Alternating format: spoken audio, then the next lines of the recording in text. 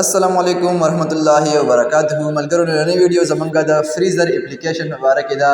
د فریزر اپلیکیشن د سره لپاره استعمالیږي او دا څه کار کوي نو په زیاتو ماډلو کې په زیاتو موبایلو کې دا اپلیکیشن خپل موجودي او که په کوم موبایلو کې دا اپلیکیشن موجود نه وي نو بیا تاسو د پلی سټور نه ډاونلوډ کولی شئ د دې فریزر اپلیکیشن خو د ټولو نه اولنۍ فایده چې ده هغه دا ده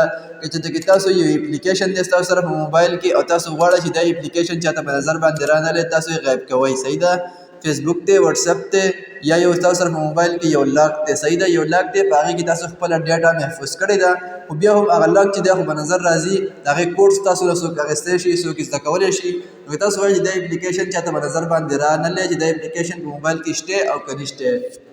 یو فائدې دا ده او بله فائدې دا ده چې ستاسو موبایل چې دی هغه فاسټ کېږي دې سره تاسو څومره هم اپلیکیشن زیاتوئ په دې کې په فریزر ایپ کې نو ستاسو موبایل چې دی هغه فاسټ کېږي تیزېږي په ستاسو سره سپیس چې دی سټوریج به خالي کېږي صحیح ده دې خو دې سایډ باندې ما سره وګورئ ما سره په دې موبایل کې د اپلیکیشن چې دی دا موجود دی فریزر او که تاسو چېرته کې نه وي نو تاسو لاړ شئ پلی سټور ته او د پلی سټور نه دغه اپلیکیشن تاسو ډاونلوډ کولی شئ ډېره په اسانۍ سره خو هغه اپلیکیشن به ډاونلوډ کوئ چې د هغې ریویوز زیات دي ډاونلوډ یې زیات دي چې هغه فیک اپلیکیشن نه صحیح ریل اپلیکیشن یې صحیح ده دلته کې ما سره په سایډ باندې ګورئ زه دغه اپلیکیشن باندې کلیک کوم صحیح ده فریزر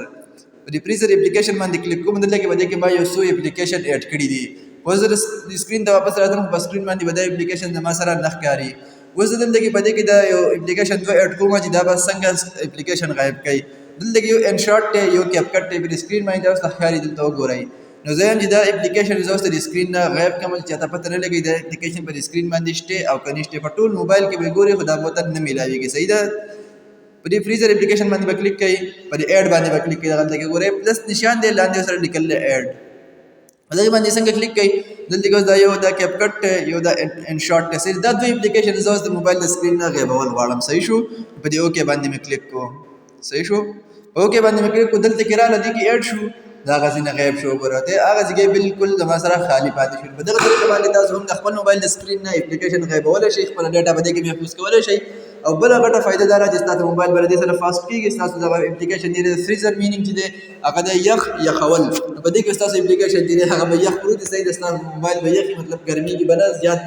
لوډینګ به نه کوي نو په دغه طریقه باندې تاسو کولی شئ چې خپل فریزر اپلیکیشن نه فایده واخلئ ملګرو که ویډیو مو خوښ شي ویډیو د خپل ملګرو سره ضرور شیر کړئ او د داسې ویډیوګانو لپاره زموږ د محمد عرفان افیشیل فیسبوک پیج فالو کړئ یوټیوب چینل هم د ځان سره سبسکرایب کړئ داسې ویډیوګانو تاسو ته په ټایم باندې میلاویږي په نیکسټ ویډیو کې د الله په امان